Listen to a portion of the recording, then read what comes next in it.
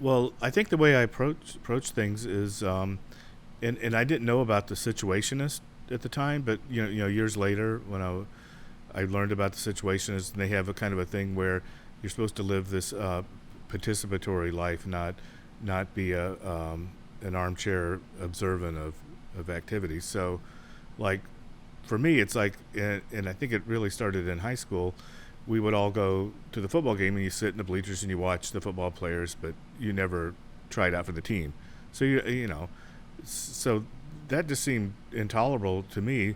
So like what we did is I got all my friends together and we all painted ourselves like Kiss, and then actually like all the thuggy kids kind of came and saw us in the bathroom painting ourselves like Kiss, and they had us paint them like Kiss and other crazy things, and then we had our own football game behind the stands. So all the people are like hanging over the stands, looking the wrong way at the wrong football game. But my idea is that I don't want to go watch somebody else play a game. I want to play a game. I mean, it would be like I would never. I've only seen porn like a couple times. Like once was actually with Ron Hightower and a bunch of porn stars in the back of a party where they were critiquing other people's performances. So that was kind of interesting. But for the most part, it's like I don't want to watch somebody else do something. I want to do something, and so that, kind of bled into. You could go to bars and you could watch bands, or you could, do whatever they have set up for you to do. But we like going out drinking, and then I would repaint all the billboards, and we do a lot of other mischievous stuff like painting. Like I taped off the front of on the front I had a an old Mustang, and I would just tape one of the um, headlights, and then just have somebody stand there, and then I would paint their shadow onto a wall, and we'd do that all over Dallas. And then the next day you'd go back and you'd see people, and it looks like there's really a shadow there. So you could see people kind of looking around trying to figure out where the shadow. So you got to have fun the night before, and then you get to see how people, kind of react to it, and it was. I hadn't developed the idea of having a artistic persona, or even taking credit for what I did, and that even goes all the way back to junior high school, because I would go into the classrooms and then put stuff all over the chalkboard, and then I would leave, and then I would come back with the other kids. So nobody ever knew who was doing the chalkboard stuff. So it was kind of interesting to me, like maybe I hadn't developed an ego yet, so it didn't matter to me that I had done it or that I got credit for doing it. It was more about just being a part of the experience with everybody else, separated from it. So so all the stuff made sense that I would go do repaint billboards, but nobody knew I was doing it. And and mostly you didn't really know how people were reacting, because you couldn't hang around long because you just committed a felony. But interestingly, once I did a lot of billboards in Dallas, and I did a lot in Austin, and around the state. But my parents lived in Dallas, in Duncanville, and so I lived in Austin. I think maybe my car was broke or something, so I just went on the highway, and I made a sign that said um, Duncanville, right? So like when you hitchhike back in the old days, you held up a sign of where you wanted to go, and but I made it really beautiful, like the way the graffiti guys did it with the blends and the highlights. And so this guy pulls over and he picks me up, and he goes, "I don't pick up hitchhikers." It's like, well, you just picked up a hitchhiker. It's like, yeah, no, I picked up the guy that made that crazy sign. I want to meet him. And we're driving. It's like a 2.5 hour drive, 3 hour drive, or whatever. And we're talking about this and that, and then I said, "What do you do?" And he goes, "Oh, I'm a delivery guy in Dallas. I was just visiting some friends down in Austin." And then he started talking about, I drive this truck around. But the weirdest thing, I drive this truck around Dallas, and there's always these weird, fucked up billboards that don't make any sense, or they're not promoting a product, they're derailing the product, or it's just like, and it's just I can't figure that shit out, and it just rolls over and over in my mind. And every time I go out and do deliveries, I see more, and I cannot figure it out, and it just drives me crazy. And I just wish I could understand who's paying for that. What is that? And it was just kind of part of the broader conversation. And I'm like, dude, I'm gonna tell you what that is. And it goes, what is it? Who's paying for that? And he goes, I'm doing that, and they're all illegal. Nobody's paying for it. And then he was so happy. He was like, man, it was like that weird thought that wouldn't settle in my mind, and it wouldn't land, and it was driving me crazy. But that's wild. You fucking do it. And now it all makes sense. Of course, it's against the products. Of course, it's like outrageous, because it's not part of commerce. It's not part of a corporation. It's just some crazy artist. And he was so happy. Yeah. So Anyway, but mostly you didn't meet the people that saw your art until you identified who you were. Yeah.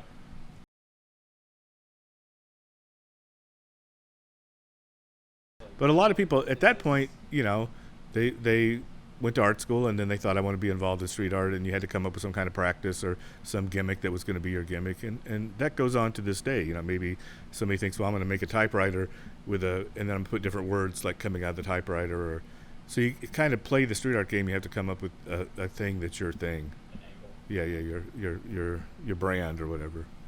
But I had been a street artist for 30 years before it became a thing, so Yeah.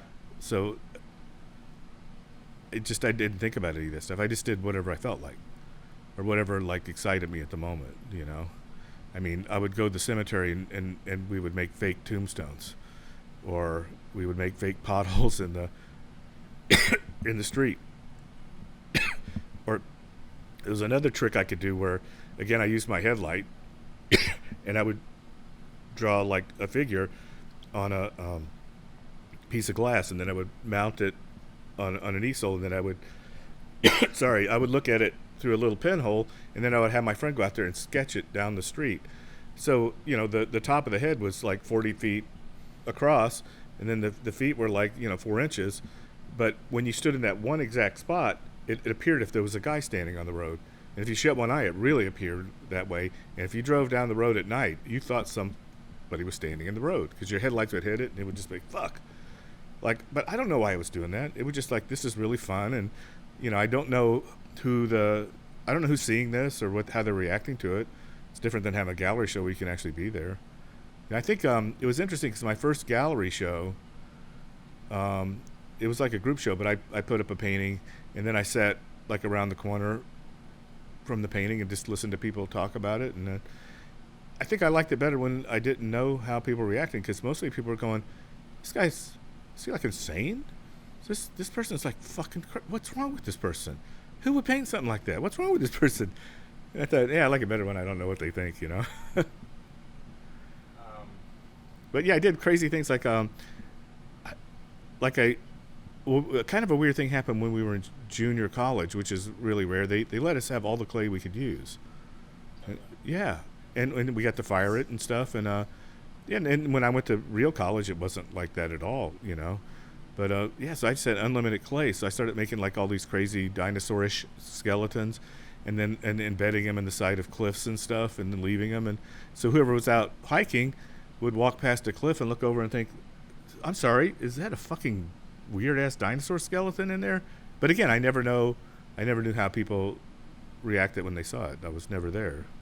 Well, one of the guys that used to go help me do billboards and all these crazy stunts for years was this guy Jay. He was 6'7", and I once he just well, he's 6'7", so he's tall, and he had a motorcycle, and he just put on a Frankenstein mask, and he went up.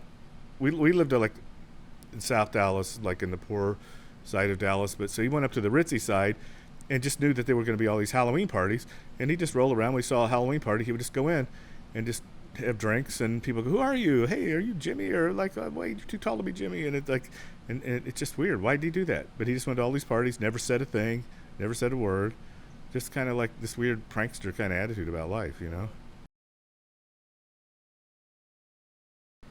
Well, I think a couple things changed over the course of doing the billboards. Is I let this guy make a movie called The Art and Crimes of Ron English. So now it was sort of pretty evident who was doing the billboards, and like, yeah, weird things happen. Like Cristo did a thing at Central Park, so I took my kids to see it, and I was holding them up, letting them whack it or whatever, and then like 15 cops walked by, and one of the cops goes, "Who is that guy?" And then the female cop said, "That's Ron English." "Oh, that's Ron English." And I'm thinking, fuck, the cops know who I am, because it never occurred to me that they would know who I am.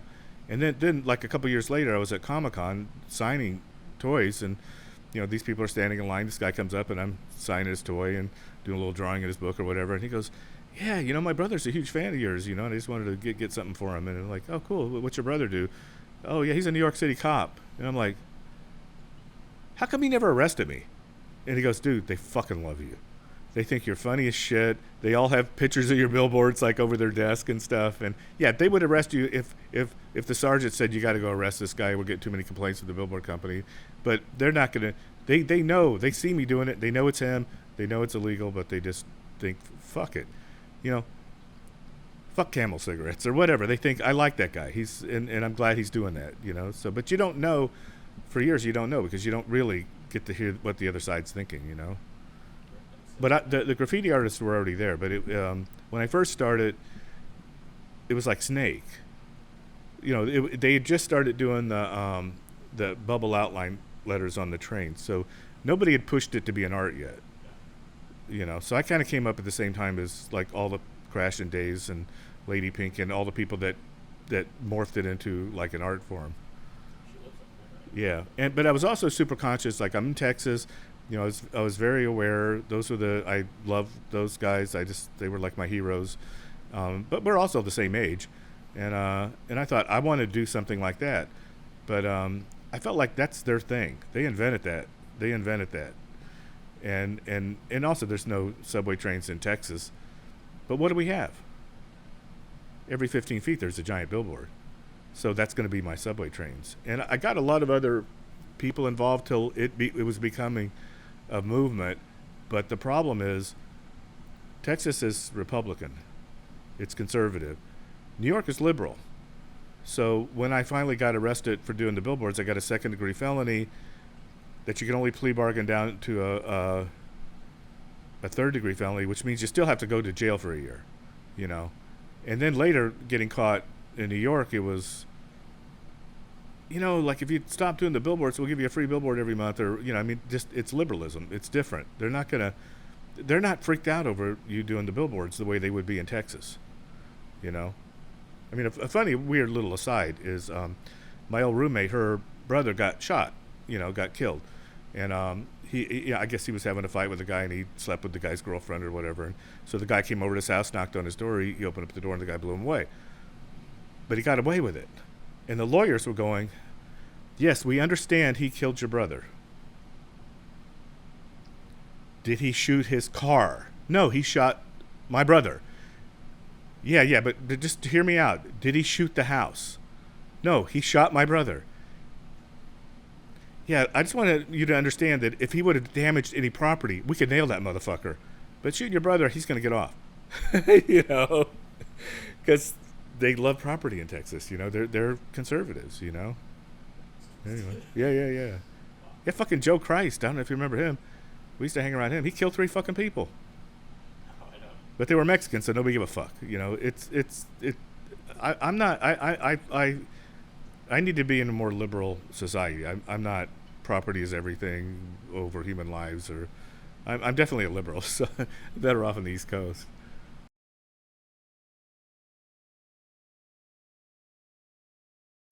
Okay, yeah. Propaganda is my word I coined to describe my more subversive political work. Um, the broader movement's called culture jamming. I think a guy named Mark Derry kind of came up with that term to encompass um, people that were doing what would later be referred to as street art, but what we were doing also had a political message, and we used the mechanisms of advertising and the mechanisms that corporations use to disseminate their propaganda, you know, and then we subverted that to my own ends or my own concept, generally being like an answer back to whatever an ad campaign was, and telling the other side of the story. So that's a very distinctive body of work, and the ways I did it was like putting it on billboards because people look at it as a billboard.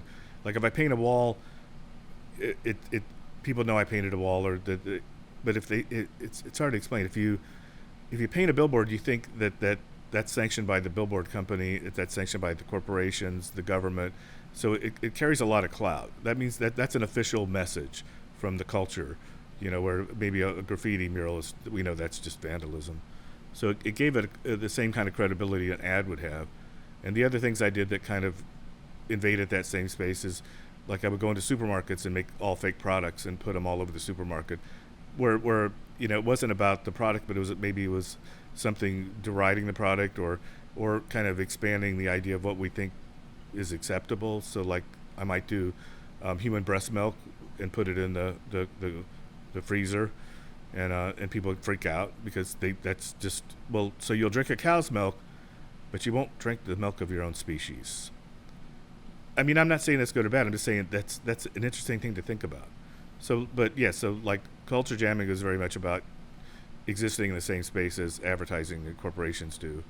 Delusionville was, I had the characters for a long time. It really came together at the beginning of the Trump era when everybody stopped talking to each other and started screaming at each other, and it felt like we were about to have a civil war or something, and I thought, you can't talk about anything, and it's even like when I'm doing the culture jamming thing. So like we went down to Denton and we were going to do a thing for the women's shelter, but okay, here's what I'm going to do. I'm going to make this fake supermarket, all fake products, all empty boxes, empty containers with, but maybe the product will be meth or something that you really wouldn't see as a product. And then people are going to come in with actual food, and you can bring as much food as you want, and you trade for one of the fake things because, they're collectible or whatever. And then all that food goes to the women's shelter. So it's kind of and I was working with the local university, and as we went, through all the stuff, he goes, I'm so happy we're doing this. I love art with a message. I love we're helping the shelter, and I'm love that you take on all these big subjects, but the Christianity. Can we not talk about that? I mean, it's okay if you mess with Muslims, but can we not talk about the Christians? So, and you realize everybody had their sacred cow, and which is kind of interesting. I mean, to the point where, like one time I was doing a thing where I used to go into bars and try to buy 15 minutes of your fame off of you. So I had a contract. If you read the contract, it's one page. It's mostly jokes. It's funny. I can't really buy 15 minutes of your fame. But it's a way for me to meet you, and you think, oh, that's funny. And then, yeah, you can buy me a drink, and then I buy you a drink, and now we're friends. Everywhere I went worked great. Great way to go in a bar, instantly started meeting people, Go do it in L.A., they wanted to kill me. People were scared. One guy was crying because first he took the deal, then he wanted the deal back, and finally, like the bartender says, you can't come to my bar anymore. You're freaking everybody out, because that's their religion, fame, So anyway, so culture jamming is touching all those points, but how can I have that same kind of conversation where nobody feels like that they're the butt of the joke or that I'm making fun of them? Because like the guy with the museum guy down in Texas, everything was worthy of being parodied except his religion, and so I thought, what if there was a place where I made up all the religions, I made up all the animals, and they're animals, you don't know what race they are, you don't know what religion they are. I made up all the religions, I made up all the politics. So now we can talk about the bigger idea of how all this stuff works together and how people, like bigger ideas without them being Pacific. So that was kind of the idea behind creating that world. And then you start creating characters and I tried really hard to make them, okay, so like the turtles are kind of Earth firsters, but they have to be more dimensional than that and then absorb some other group so that it doesn't feel like that's exactly what they are. Do you know what I mean? So that was a really fun project. And also I was looking for a conceptual project that would take the rest of my life, that I could write 200 songs for the characters. I could come up with scripts. It's just endless because I have to think of all these characters. I have to build all their houses. I have to come up with their religion. I have to come up with their philosophy. I have to come up with their catchphrases. And it's something that would absorb, like I could just do this the rest of my life, and it would eat all the creativity I threw at it, Because I kind of have a weird mind that just keeps thinking of shit, and I need like somewhere to dump it all, Something that can absorb as much as I can put out. Yeah, it's hard to say. I don't think people can see themselves. I really don't think they can. I know that if I drink coffee or booze, that I talk over people. I know that I have to force myself to listen to other people. Like that's a flaw. I know that I'm weirdly obsessed about art it's hard for me to focus on doing anything else or give a fuck about anything else. And I don't know. But yeah, I don't know. I mean, I know I'm prejudiced. Yeah, it's a weird thing. It's like, and you can't. That's why I like Delusionville. But it's like, you can't even talk about things.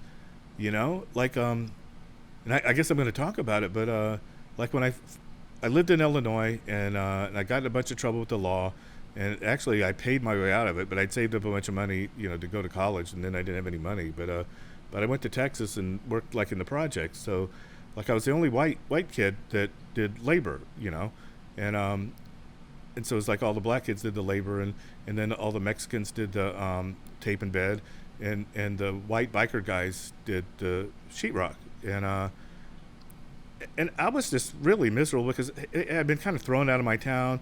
I'd lost all my money. I wasn't going to go to college. I wanted to be an artist. Had no idea, so I was kind of like almost suicidal. I was just sad, and not really giving a fuck about anything. I just wanted to figure out how can I be an artist. And meanwhile, like the white guys didn't like that I was a laborer. You know, they didn't like it, and they're just like, look, we're going to teach you to sheetrock. And it's like, I want to know sheetrock. I mean, I don't give a fuck. I'm fine being a laborer, you know. And like, no, dude, that's not right. And so one day I capitulated, and they showed me how to sheetrock, and then I went over with them and sheetrocked. So when I tell that story, you know, people today goes, you said, fuck you. You said, my friend here has been here for 2 years. I've been here for 1 month. Advance him. You said that, right, Ron? And it's like, no. No. I was 17 years old. I was in some other place I'd never been, in some ghetto. And I mean, it just wouldn't have occurred to me to do that. And that doesn't make me a bad person. It just means that the person that you end up being is not the person you start out. So you can't look back but nobody can talk about when they were racist or nobody can re-examine everything. Do you know what I mean? And I think that hurts. I think you got to let people like talk about, you know. I mean, like the little girl when they were throwing the eggs at her when she was trying to go to college, you know, the little black girl. It's like there was a lot of people fucking screaming at her. Where are they? And what do they say about that? And what is that like? I mean, wouldn't it be nice to bring them forward and go like, because you know they don't think that anymore, but they're not allowed to talk about it because you don't want to be that person. So you have to make it okay that I was that person because I ain't that fucking person anymore. But we don't know how to do that as a society, you know? Yeah, in the middle of Delusionville, I'd actually do something super PC in one of the songs, and everybody's super freaked out, and because I don't know, it's a really good song, and I, you know, Short finds the nearest midget. I'm going, you know, this finds this finds this, because the song's called Fame Finds the Village Idiot, and then I'm just railing off a bunch of, you know, balls find the nearest mid, you know, just every little clever thing I could say in the very last one to get back into the chorus. In Short finds the nearest midget, you know, and everybody's like, Toad, you can't say that. It's like, ah, fuck. You know, at some point, come on, man. Well, I don't even know what I'm supposed to call you anymore. It's like at some point you're just wearing these people out by changing the rules all the time, you know, and most of these people aren't, you know, they're not trying to be assholes. They're trying to be good, you know. They just don't know how anymore, you know. But you don't want to push them back too hard. No, I think that it's going to be interesting, you know, not to go like into the whole Trump thing, but I think a lot of people that threw down on him, we got to let them out. You know, we got to let them leave the cult, because the more you criticize them, the more they stay with the cult.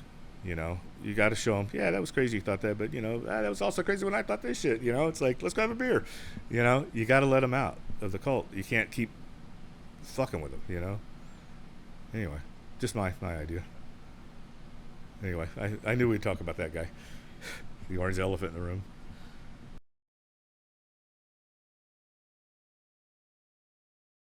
Well, I'm super into process, and I like every aspect of making art, and I do overdo everything because there's probably no reason for me to build big maquettes and models, but I enjoy that part, and I enjoy the fact that as you go through that process, you make discoveries that you can either put into the painting or not put into the painting. But a lot of things that are in the paintings that happen wouldn't have happened if you didn't expand the process and do a lot of different things. Um, I think the whole music thing is there's nobody can understand why I'm doing that. Um, I don't I doubt if anybody will ever listen to it. It's hard to say. I mean, sometimes you meet people who listen to it, but mostly, and it's a weird dynamic. Like I hang out with Slash. He's an artist, you know. But when a great guitar player says they're also a painter, you're just like, you're probably not very good, and I'm not that interested in seeing what you do. And 9 times out of 10, when you see somebody that's really competent in one field dabble in another field, like Sylvester Stallone's a painter, everybody's a painter, because it ain't hard to slap some paint onto a canvas. But you're just like, it's just shit. Paul Stanley, his art's shit. Oh, but it sells for lots of money because, oh my God, I got to buy a painting by Paul Stanley. I guarantee they don't like it. But it's so I think when I came from the other way and said, no, I bet I make this music that most people think, yeah, like you're probably like Basquiat making, your noise music. And so when I finally get people to listen to it, they're usually kind of shocked that it's got melody and harmony and super thoughtful, and it's good, but it's like people don't expect it to have any merit. So that's the hardest thing I've ever done is adding that aspect and getting people to take it seriously. Or just that why would he be able to do that? I don't know why I'm able to do that. I mean, a lot of it is it's collaborative. I can come up with great ideas, but I work with other people that are really great. And it's with art, you don't do that. You're on your own. You do your own thing. But with music, you can make something better by getting better and better people to work with. And also coming in with your ideas and your concepts, and they're going to come in with their concepts, and you're going to make something that's better than both of you. But yeah, I mean, sometimes I'm kind of surprised at some of the stuff we've made. It seems like, wow, that's weird, because I never expected that to happen, but it kind of happened organically. Yeah, and sometimes it's interesting because like sometimes all the stuff happens like that day. So like I'm gonna go the next time I go, I'm going with Kenny Siegel and Lee Falco, and and also a lot of these guys are really famous, so it's really hard to even get in a minute with them in the studio. But so I come up idea after idea, and I'm recording all the ideas, and then sometimes when I get to the studio, we just throw all that away and just start fresh and just come up with something brand new. Like it's a very interesting process, and we always and they're mesmerized too, because it's like weird. We walk in here in the morning, and with nothing. And we walk out with this song. It's like that didn't exist. That crazy song did not exist this morning. At 8:00 this morning, that song did not exist in the universe, and now it does. So it's kind of exciting. But I don't know. But it is very frustrating for me, and it's I don't know what to do to make people discover our music. I don't know. Maybe art's just easier to figure out what you're doing. But then again, most people that know my art have really fucking no idea how much I actually do. It's always the tip of the iceberg thing. Like if you ask 99% of the people who Andy Warhol is, like, oh yeah, he made the soup can. And what else did he do? Did you know he did porn? He did the soup can, right? Talking about the guy with the wig that did the soup can, right? Yeah, but that's all they're going to know about him. No matter how much he did, it's just too much to absorb, And so you have to kind of face that, most people that have even heard of you think, oh yeah, he made Ronald McDonald fat. Yeah, I know that. But they don't know of any of this other stuff, or the music, or anything. Yeah, so it's crazy. Yeah, you just get to have a tip to your iceberg, right? And I guess you got to be happy that at least part of your giant iceberg sticks above the water. Yeah, I think that trips people out. Well, also, people don't recognize the characters yet. So, yeah, if you paint Mickey Mouse with Marilyn, sold, done. Although I think that's going to fade too, because actually less and less people know who Marilyn are now. Like your nostalgia is going to be different than my nostalgia. I mean, there's nostalgia for like whatever my kids were into, like Barney or the Teletubbies, and that may even be tapping out. I don't know. But I like the fact that I can be completely original. But then the other thing is, people don't know what that is. They have to have that recognition thing. Yeah. Think of it like you walk into a crowd of people and they're all about the same, but you see somebody and you run up and hug them. But could you just randomly just go hug any of those people? They're all about the same. But that recognition, I know Barney, or I feel like that's a friend. He's talking about a friend, and now I'm interested in. Yeah, it's interesting. Yeah, but that process actually began the process of like appropriating other images from pop culture came from when I was a little kid. So my mom was a really good artist. Weirdly, we grew up in a really weird time. Um, I found her drawings in the garbage behind the garage, and I was all excited because there were these exquisite drawings of birds, and I ran and said, "Look, you might accidentally threw these away," and then she made me, go back out there and throw them away because my dad wasn't allowed to know that she was an artist. Weird times. Um, but she would help me learn stuff. So like we were gonna make a puzzle. So we painted on wood and then we sawed it out and so she said, well, we'll paint Charlie Brown, and then I painted Charlie Brown and she painted Charlie Brown and we sawed them out and had our puzzles but then somebody says, oh, you can't paint Charlie Brown, that's not your character, that's illegal, and then I thought, well, Charlie Brown's really almost as much a part of my life as Kevin Cott and Charlie Losgazelle and the guys that I'm friends with. I feel as close to him, and he is kind of visually on shirts and Christmas cards, and he's kind of everywhere. But I'm not allowed to talk about him, and I thought that's really weird. That kind of bothered me, and that's where that all came from. I thought, no, I'm gonna fuck with these characters. I'm gonna create new narratives for these characters and new ways to look at them. I'm gonna present darker sides to them, and because it seemed like an act of rebellion that no, you can't put Mickey Mouse on everything, and then if I take a picture of my daughter wearing a Mickey Mouse shirt and make it into a poster, you sue me. You can't permeate the culture that much without having me answer back. No, Mickey Mouse is weird. It's like they don't even make cartoons with him anymore, right? I think they went like the Hello Kitty thing because they realized that you can kind of if you don't let people know what the character thinks, it's kind of weirdly more interesting because you superimpose what you think they are. So it individualizes psychologically to each person that looks at it.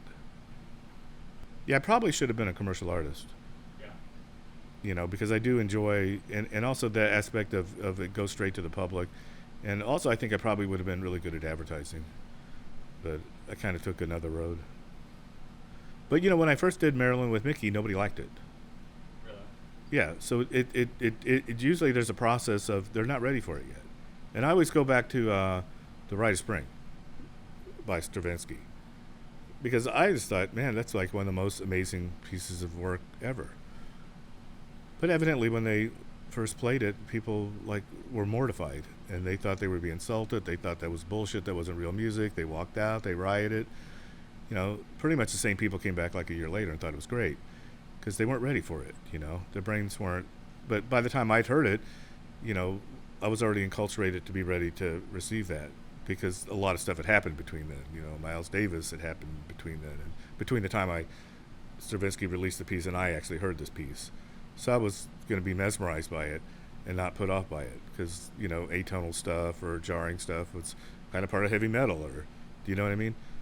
So, yeah. I don't know the right spring, but... Oh, yeah. The point is that he made a really piece that's considered one of the greatest pieces of music, but when it was first put out, they thought it was mortifying bullshit. They thought he was just taking a shit on him, you know what I mean? And later they realized it was great, but because he got ahead of them. So sometimes you get ahead of people, and then they'll catch up. Yeah. Same thing with Beach Boys, Pet Sounds. Yeah. Yeah. Even the guys in the band didn't want to make that record. Like fuck this shit. Sing about girls, or or whatever. Surfing, or they ain't fucking surf. But no, yeah. But it's like, would you not want him to get ahead of the game? And again, it's like, I don't think it's easy to be at the cutting edge.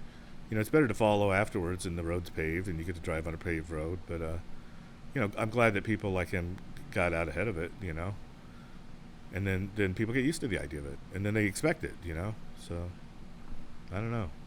Someone has to do it. Yeah. No, again, like I always thought, well, I'll get ahead and then I'll circle back around and then at least get to take a walk down the road I paved.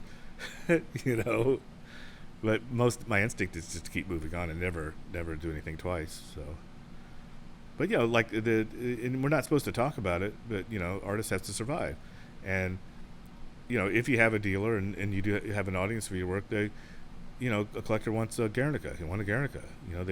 They want Roy Lichtenstein to paint dots. And he has paintings that were made before the dots, and I've seen them, and people don't want them. They just don't want them. They're worth nothing, or almost nothing. So, like kind of like with the Guernica thing. Well, now I have a thing that people want, and it's like a big deal to have a Ron English Guernica as part of your collection. So, like, how do I come to terms with that? So what I do is I try to do something completely different every time I do it. So now it's a complete challenge. So I still get the challenge of coming up with something new, but I still get to capitulate, to the marketplace. So it's kind of like a balancing act. And it became kind of invigorating because after a while, it's like, first it's like, well, what can I do with it? And I thought, well, I'll do Warner versus Disney. And then what would it look like? What would it look like from the airplane's point of view, looking down on the town? And then you just keep having ideas. What would it look like as an X-ray? But and then at some point it gets crazier. It's like, how many different ways can I do this? Then it becomes like a challenge, and then it becomes fun again.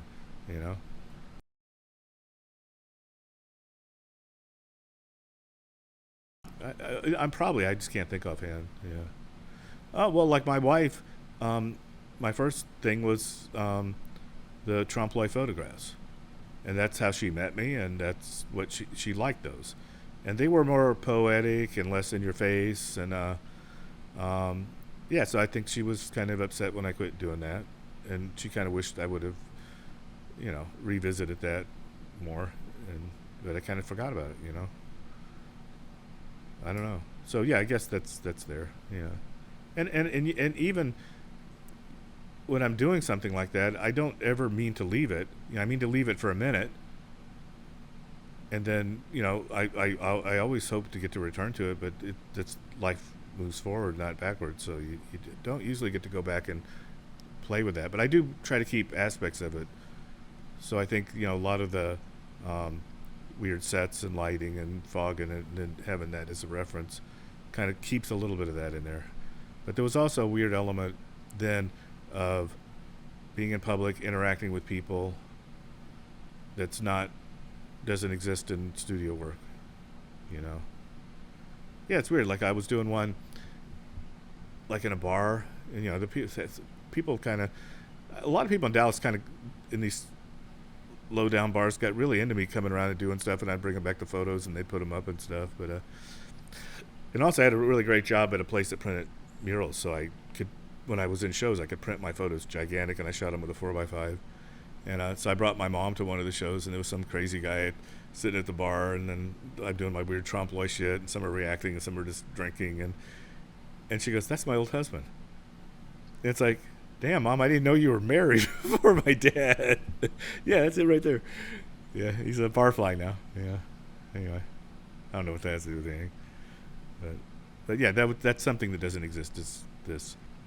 So that's why I think I like doing the prank stuff, and, like we had this great footage of these two women, and they're coming into the store. We put stuff all over the store. And also I had like 5 people or 7 people shooting with fake cameras or the hidden cameras and stuff, and it was the human milk one, and so they're buying these gallons of chocolate milk, and I guess they're gonna go home and watch a movie and drink chocolate milk or whatever they're gonna do, and then they looked at that and they just started screaming, like they lost their mind, because they didn't understand it was a prank. They thought, oh fuck, oh fuck, oh fuck, so stuff like that's still fun. So I don't know. So I guess all the elements are still in there in different ways. Yeah, of course. But I was blending. I took like journalism, so I was blending kind of journalistic aspects with art, and weird shit would happen. Like one time a guy okay, well I was in Dallas and I was doing this stuff, and and I would get helpers from I was in college. Hey, if you come with me to Dallas on Sunday, because I would come and shoot all the buildings and everything and make see-through cardboards or whatever I was going to make, and then when it was time to go do it, either I'd use like local winos to help me, or like bring some of the college kids. And one of the college kids thought, and it's kind of weirding him out. He thought, I think you're exploiting people, or I don't know. You're in college, you think weird shit. But and he started to get really upset by something that happened.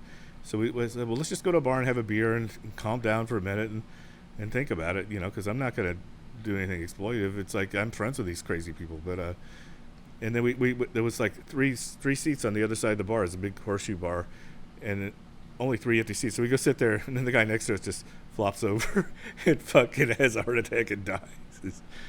And yeah, but at that moment, like, the bar went back to drinking.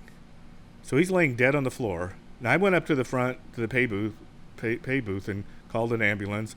I don't know how to give him mouth to mouth. I didn't know any of that shit.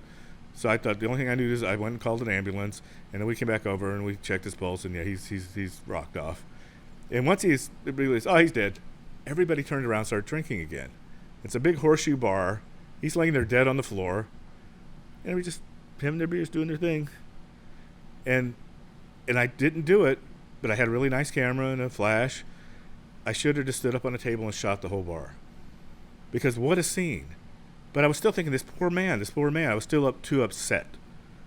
Which is why I probably couldn't be a photojournalist. Because what a great shot that would have been. What an amazing shot that would have been. And it's like I did everything I could to save him. It's not like I just stood back and took a picture. I participated, and then I backed off, and it was interesting. And that happened a few times. Like once, like we're standing there, we saw an amphibious vehicle in somebody's yard that they invaded Normandy with, right? Like it's this fucking Volkswagen, right? And so, oh, that's interesting. So we're taking pictures of that, and then we hear wham, wham. Okay, I don't understand, but I'm holding the camera like almost up to my eye because I just pulled it down to, like, what was that? What was that? And then this car's flying. I mean, just literally flying through the air with a stop sign and a yield sign wrapped around the front. So the wham wham was they just went right through the signs, and it just flew into the side of a house. And I stood there and looked at watched the whole thing like this, just over the top of my camera. Didn't even push the button. So I should have. I never would have been a very good photorealist. But yeah, or not a photorealist. I'm sorry, a photojournalist. Yeah, I mean, this guy Bill Daniels, who I had my very first show with, keeps threatening to come over here, and he's a photographer, and he really wants to just scan all my negatives and put a book out. So, but yeah, it's just a lot of work to scan all that stuff. But it's easier than it would have been before, because before we would have had to print everything. Now we can just scan them, look at them, take that one and do it, put it, you know. So I think that'd be interesting because, man, we did a lot of crazy shit, you know. And I used, like, photography, like, since I was a kid. Like, I used to stay, like, in my grandmother's living room for the summer. And I'd go there every summer when I was a kid. And my granddad's best friend didn't have a lower jaw. And he wore his hat kind of low, too, and had big hormone glasses. And just, like, after his nose, it just seemed like his tongue is hanging down on his chest. He had gotten, and back then they just cut his fucking whole jaw out, you know. But Mr. J.C. Hedges, I was scared of him, you know. I was mortified by, you know, what he looked like, and I would always like hide under the covers and, oh, he's fucking here. I wish he wouldn't come over. And, you know, a little kid, right? And I had a little brownie camera, so one time I just like took his picture, you know, and I developed it, and I just stared at his picture till I got used to the idea of him. And then the next time he came, like, we all went somewhere together, and like. Then he didn't bother me anymore, you know, because I kind of got used to that's what he looked like. It didn't freak me out anymore. But like that's how I used photography, is like to help me understand things, or even just having a party and taking pictures at the party and then studying the pictures later. And you could watch. I have this party, I have the next party, I have the next party, and you could watch. There's this guy, you know, he's in the background and he doesn't seem to be interacting with anybody. Then the next party, he's getting a little more friendly, and by the third party, he's like in part of the inner circle. And you can see like here's somebody drifting into your circle, like, you know. It's interesting. Yeah. But I've changed the way I approach photography because it's not part of my practice largely. So now I do, now I'm obsessed with just taking really nice pictures of people. So like I'm thinking right now, I just want to put this down, take your picture, because the light's so amazing right at this exact moment. I don't even know where my damn camera's at. Anyway, it was there. But yeah, but I know, like, you know, having been a photographer, you know, that when do people look their best? They look their best when they're listening. Not when they're talking, when they're listening. Not when they're posing, not when they're going. So, like, I try to, like, slyly shoot people, like, at parties and picnics and stuff, and I try to, you know, okay, wait for them to quit talking, And when the other person starts talking and then they kind of lean in, it's like, man, they look so good. Like that famous picture of de Kooning where he's just standing across the room looking at his painting, and he's lost. He doesn't give a fuck about the photographer at this point. He's in that concentration. It just, people look so good, you know. So I try to get.